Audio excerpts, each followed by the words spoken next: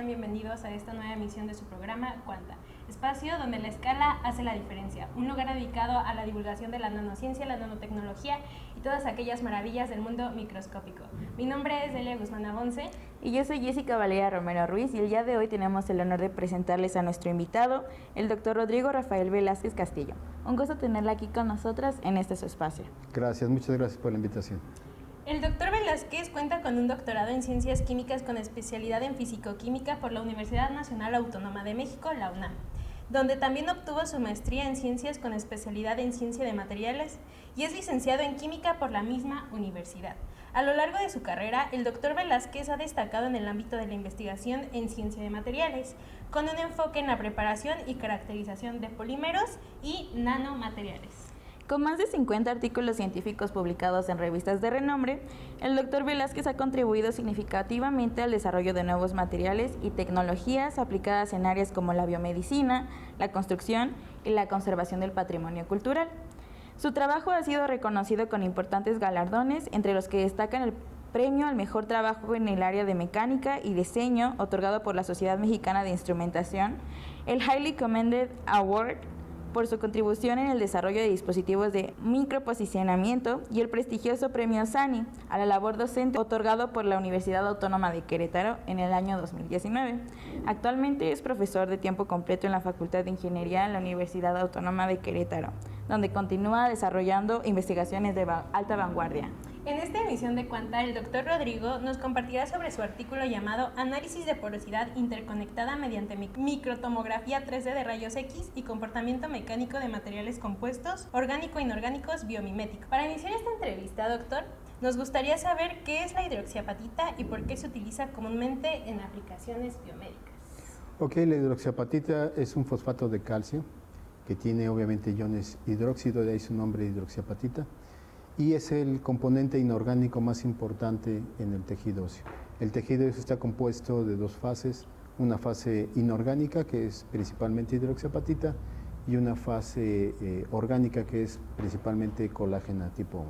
Muchas gracias por su respuesta, doctor. Ahora podría explicarnos qué es un material compuesto biomimético y cómo es que imita las propiedades del tejido óseo natural.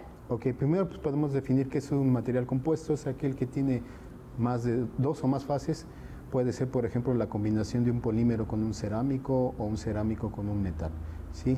En este caso estamos haciendo la combinación de un material cerámico, que es la hidroxiapatita, con un biopolímero, que es la proteína de colágeno. Entonces tenemos esas dos fases.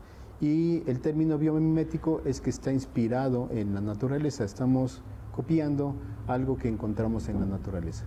En este caso estamos copiando la porosidad natural que tiene el tejido óseo en el cuerpo humano y nosotros la estamos reproduciendo de manera sintética. ¿Podría explicarnos por qué es importante que los materiales utilizados en la ingeniería de tejidos sean porosos? Sí, es muy importante. Lo que estamos haciendo nosotros con este biomaterial es un andamio. Un andamio que lo que hace es facilitar el proceso de regeneración natural del tejido óseo, que siempre lo hacen las células de nuestro cuerpo. En todo momento nuestro tejido óseo se está renovando. Hay células que se encargan de destruir el tejido óseo que tenemos actualmente, ¿sí? Liberan los iones de los cuales se vuelve a hacer la hidroxiapatita, ¿sí? Se comen la proteína que tiene el tejido óseo y detrás de ellas vienen otras células diferentes que se encargan de hacer un tejido óseo nuevo. Se encargan de hacer nueva hidroxiapatita y células que depositan sobre esos cristales de hidroxiapatita moléculas de proteína. Y obviamente se forma un nuevo tejido óseo. Entonces siempre nuestro tejido óseo está en constante renovación, Pero en ocasiones, debido a un accidente o alguna patología del tejido óseo, cierta cantidad de volumen de tejido se pierde. Entonces las células no pueden pasar de un lugar a otro para poder hacer ese proceso natural de regeneración. Entonces nosotros le ponemos este material, este implante, que repito, funciona como un andamio. Pueden pasar de un lugar a otro y obviamente ir consumiendo el material que nosotros ponemos como material sintético de implante y lo transforman en tejido óseo nuevo y natural. Sí, y esa es la cuestión por la cual necesitamos que sea poroso, Primero, una porosidad de tipo meso para que pueda haber transporte de sustancias, de nutrientes para las células, y obviamente la porosidad a escala macro, en la cual pueden pasar ya las células que se van a encargar de hacer esta regeneración natural.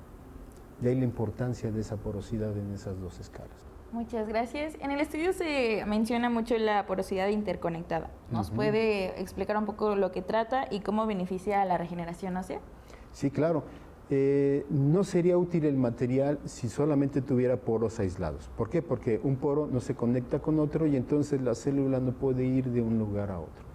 Y entonces la porosidad necesita que sea, imagínense como un pequeño laberinto en la cual las células pueden ir pasando de poro a poro, yendo en todo el espacio que esté ocupando el material de implante. Y así, después de un tiempo, todo ese material de implante puede ser convertido con el paso del tiempo en nuevo tejido óseo. Y pues tendríamos el volumen faltante de tejido totalmente sanado, totalmente recuperado. Hace un momento mencionó que debe ser un tipo de porosidad meso. ¿Cuál es la importancia de que sea este tipo de porosidad en específico y no algún otro? Bueno, ese tamaño de porosidad es principalmente para que se dé el paso de sustancias, ¿sí? Los iones que van a formar a la hidroxiapatita, nutrientes que necesitan la célula, otras sustancias que son necesarias pues, para que se dé por completo el proceso de regeneración.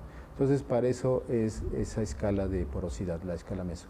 Pero la escala macro definitivamente es para que pasen las células. ¿Sí? Necesitamos un mayor espacio, huecos de mayor tamaño, para que, repito, las células puedan ir en todo el volumen donde se está implantando el material y por ende puedan recuperar el tejido óseo faltante. Muchas gracias por su respuesta. Ahora nos puede platicar un poco sobre la metodología de este estudio. Sí, de hecho fue una idea, repito, inspirada en el tejido óseo. Nos encontramos con el problema de cómo hacer la porosidad a escala macro, ¿sí? Porque la de escala meso es relativamente fácil. Ponemos sustancias que al calentarse emitan gases, se descompongan, principalmente emitiendo CO2, ¿sí? Como lo hacen, por ejemplo, la levadura del pan, que pues emite CO2 y eso es lo que hace que se hagan los poros en el pan.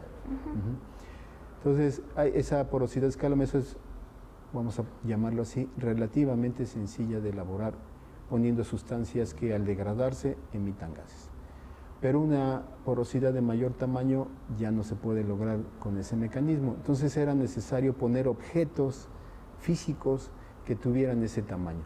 Y entonces nos vimos en la necesidad de buscar algo que pudiéramos poner en nuestra cerámica pues cruda, lo que llamamos una cerámica en cuerpo verde, ¿sí? Y que después, ya con el proceso de sinterizado, con el tratamiento térmico, se degradaba y dejé el espacio correspondiente, que va a ser un poro de ese tamaño, y obviamente que después la presencia de más objetos de ese tamaño pues nos den la porosidad interconectada. Y entonces nos encontramos que el utilizar burbujas de polimetilmetacrilato fue la solución, ¿sí? Nos encontramos un producto comercial que ya elaboraban esas pequeñas burbujas y nosotros se nos ocurrió directamente, pues vamos a utilizarlas para crear esa macroporosidad y lo hicimos y resolvimos ese problema. ¿Cuál es la técnica de gel casting modificada, MGSP, y por qué se utilizó en este trabajo? Sí, porque precisamente esa técnica del gel casting es la que nos permite elaborar la cerámica porosa. Primero partimos de una mezcla de componentes, tanto el material cerámico, que es obviamente la hidroxiapatita, y la mezclamos con diferentes tipos de polímeros. Estos polímeros y otras sustancias como solventes, estamos hablando de etanol, tal vez también polietilenglicol, esas le van a dar la consistencia. Vamos a crear una pasta, tiene la consistencia todo este material crudo de una pasta. Sí, una pasta de dientes un poco más viscosa, pero es más o menos similar a una pasta de dientes, y todo para que pueda ser moldeada.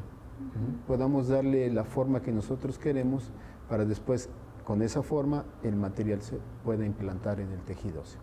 Entonces creamos esta pasta, la moldeamos, se sinteriza en un proceso, en un horno, ¿sí? En un horno o en una mufla, y entonces ya adquiere la forma del cerámico poroso que nosotros queremos, y posteriormente, ya para terminar la elaboración del material compuesto, combinamos la cerámica porosa con proteína, la embebemos en proteína en la cantidad suficiente y la dejamos que tenga el tiempo de contacto suficiente para que penetre y embeba todo el material cerámico.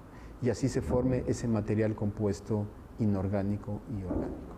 Retomando su respuesta anterior sobre las fases orgánicas e inorgánicas, ¿nos podría explicar un poco sobre qué papel juegan en este material? De hecho, como es un material biomimético, estamos inspirados en el tejido óseo. El tejido óseo, repito, tiene su parte inorgánica hecha principalmente de hidroxiapatita y su parte orgánica hecha principalmente de colágeno tipo 1. Esos materiales tienen propiedades mecánicas diferentes. El material inorgánico le da la resistencia mecánica, el material orgánico le da flexibilidad, ¿sí? Los dos materiales por separado tienen muy malas propiedades mecánicas, muy malas. Es muy frágil la hidroxiapatita, se rompe con mucha facilidad, y pues la resistencia a la compresión que tiene la proteína pues es muy baja. Podemos, por ejemplo, nosotros deshacerla con los dedos. Cuando se juntan los dos, debido a la interacción química entre ambos componentes, crean propiedades mecánicas que llamamos sinérgicas. Son más que la simple suma de los componentes. Y entonces nuestro tejido óseo tiene propiedades sinérgicas. Sí, la resistencia que tenemos todos los días y que nos hace que podamos estar de pie, podamos saltar, que choquemos con algo, con un objeto o persona a persona, pues la da esa combinación de resistencia mecánica que tiene el material compuesto, ¿sí? Entonces, el aporte de ambas fases es muy importante. La resistencia a la compresión que le da el cerámico y la flexibilidad que le da la proteína. De acuerdo a, sabemos que la hidroxiapatita tiene una estructura cristalina, vaya. Entonces, ¿qué se descubrió sobre la estructura cristalina de este material tras el proceso de la síntesis? Ok, la hidroxiapatita que nosotros utilizamos es hidroxiapatita hexagonal, ¿sí? En ese aspecto no le hicimos una gran modificación, sigue siendo hidroxiapatita hexagonal. Lo que hemos trabajado es básicamente en hacer crecer esos cristales en una dirección preferencial, copiando también la resistencia mecánica que tiene el esmalte dental. Nuestro esmalte dental es hidroxiapatita hexagonal, ¿sí? Que crece en la dirección C de la estructura cristalina de la hidroxiapatita, o sea, la dirección Z, ¿sí? Si tenemos nuestra pieza dental, el esmalte crece con esa dirección C en su espesor. Con eso vamos a tener la mayor resistencia mecánica. Y entonces nosotros aprovechamos eso y hacemos crecer la hidroxiapatita con una resistencia mecánica superior, ¿sí? Estamos ahí copiando, es otra parte del material biomimético, copiando esa resistencia mecánica. Entonces tenemos ese crecimiento cristalino preferencial y la morfología de fibra, que es lo que le da también una facilidad para que se combine con la fase orgánica de proteína. Al tener esa morfología de fibra, pues quedan expuestos planos cristalinos que están ricos en calcio y que pueden interactuar fácilmente con algunos grupos funcionales que tiene la proteína. Por ejemplo, grupos que tienen átomos, que tienen electrones libres que pueden formar uniones, como son los oxígenos, el nitrógeno. Y esas interacciones químicas, repito, son las que hacen que nuestro material compuesto tenga propiedades mecánicas sinérgicas. Nos acaba de dar a entender que este material es más que nada para piezas dentales. ¿Cómo es posible que este mismo material sea aplicado para tal vez un fémur o el cráneo? Repito, nos inspiramos para el crecimiento cristalino preferencial en el esmalte dental, pero obviamente el material compuesto no solamente tiene aplicaciones odontológicas. Podríamos utilizar la hidroxiapatita tal cual como la obtenemos en nanofibra y directamente ser utilizada como material de implante odontológico. Pero aquí, para hacer un material de implante de tejido óseo, se necesita darle la porosidad. En una pieza dental no es así, porque no se va a regenerar. Si el odontólogo quita parte de la pieza dental, no se va a regenerar. Pero nosotros esperamos que pase lo contrario en una parte de algún hueso, en alguna parte de nuestro cuerpo, sí que se perdió por alguna causa, se pone nuestro material de implante y lo que esperamos es que sí se regenere, que ese hueco que había originalmente, tarde o temprano, sí, gracias al material de implante, funcionando, repito, como un andamio, genere las células de manera natural un nuevo tejido óseo. Suponemos que la principal aplicación es en seres humanos, pero puede también ser aplicable ya sea en otros seres vivos, en animales, digámoslo así.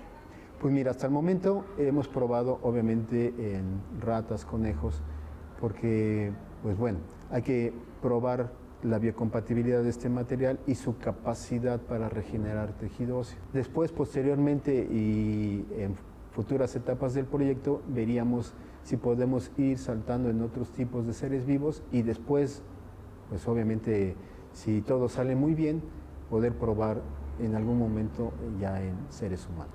Gracias por su respuesta, doctor. Ahora sabemos qué tan importante es la porosidad para este material.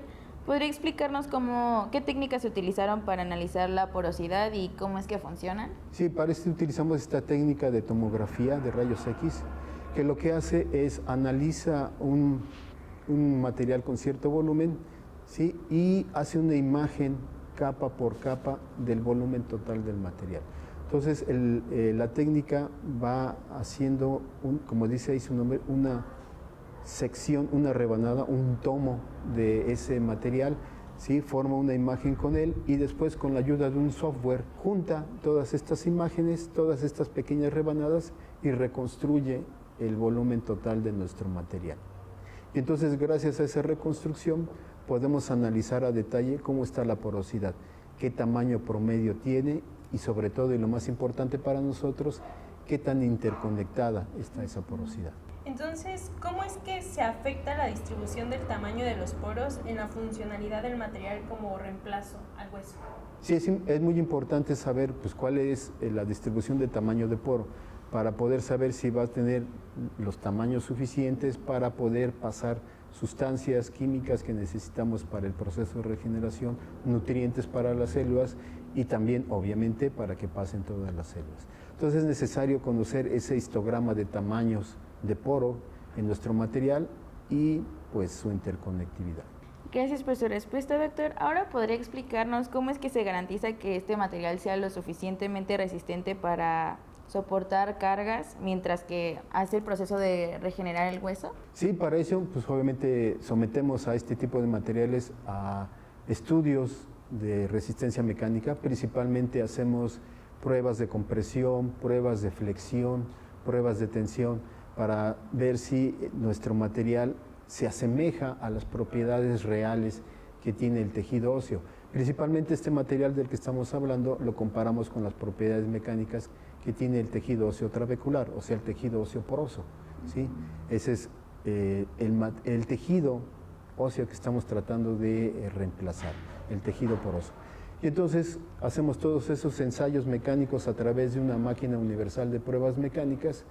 Primero lo hacemos con tejido óseo real y después lo podemos comparar con nuestros materiales. Y vemos si la resistencia mecánica es semejante para poder decir que entonces puede ser implantado y que obviamente ese material de implante va a tener una resistencia mecánica semejante al resto del tejido óseo.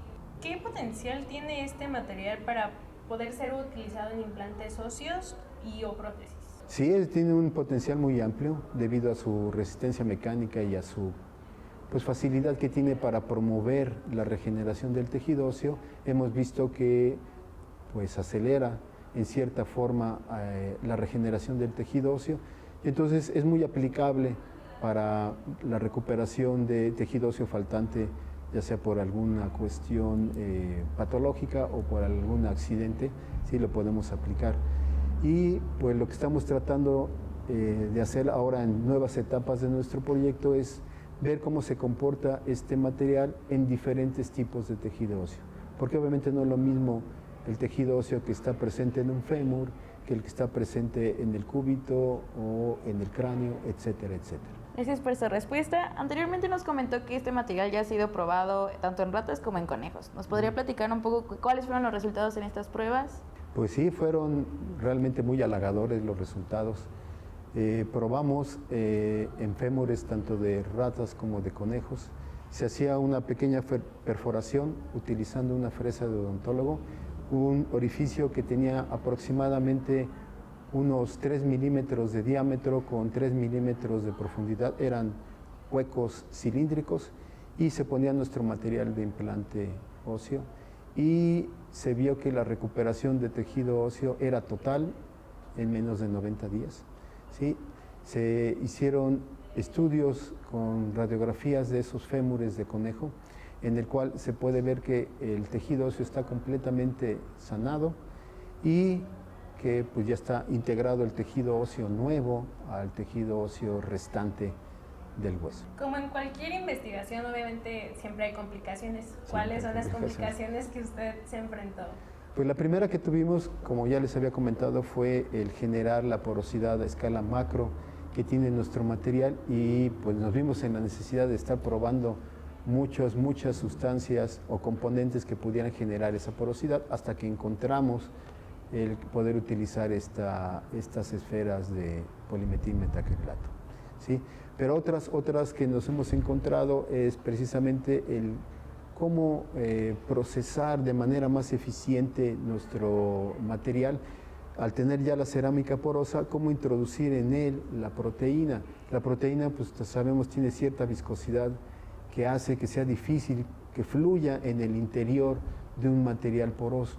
Y entonces hicimos un estudio de cuál es la viscosidad mejor que debe de tener la proteína para introducirla en la cerámica porosa y que podamos llegar más profundamente en el volumen total de nuestro material. Pero obviamente sin que se saturen los poros, porque si tuviéramos poros totalmente cubiertos de proteína, inundados con proteína, pues no iban a cumplir la función que nosotros queremos. Entonces era ahí algo que teníamos que balancear. Por una parte, que la proteína sí llegara y recubriera todo el material cerámico poroso, pero por otra que no saturara a los poros, ¿sí? Entonces fue realmente un verdadero reto encontrarse con cuál era la viscosidad, cuál era el proceso pues ideal para llevar la proteína al interior de la cerámica y crear el material compuesto. Muchas gracias, doctor. Antes de despedir el programa, nos gustaría saber si quiere extender algún agradecimiento, además de preguntarle si desde su perspectiva como un activo participante en la investigación en la Universidad Autónoma de Querétaro, pudiera dar un último mensaje a nuestra audiencia. Sí, pues agradezco pues mucho la participación de mis colaboradores. Varias personas participamos en este proyecto. No solamente fue un proyecto de la Universidad Autónoma de Querétaro, también participó la Universidad Autónoma de México, sí, su centro de investigación del Centro de Física Aplicada y Tecnología Avanzada.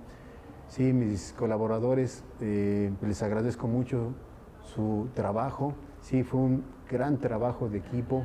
Debemos agradecer el apoyo que nos dio CONACYT a través de el financiamiento de proyectos de investigación y obviamente también agradecer a los muchos estudiantes que tuvimos, tanto de posgrado, ¿sí?, de doctorado, maestría, licenciatura, que han participado en este proyecto. Pues gracias a ellos, porque definitivamente sin el trabajo de ellos pues no hubiéramos logrado todo esto. Agradecemos muchísimo al doctor Rodrigo Rafael Velázquez Castillos por compartirnos un poco sobre su investigación. Valoramos en gran medida el tiempo que se tomó para estar aquí el día de hoy. Le deseamos a usted y a todos los colaboradores de esta investigación mucho éxito en su futuro. Esperamos verlo nuevamente por aquí, doctor. Pues muchas gracias de nuevo por la invitación. Mi compañera Jessica Romero y su servidora Delia Guzmán los esperamos en la próxima emisión de su programa Cuanta, espacio donde la escala hace la diferencia. Hasta la próxima.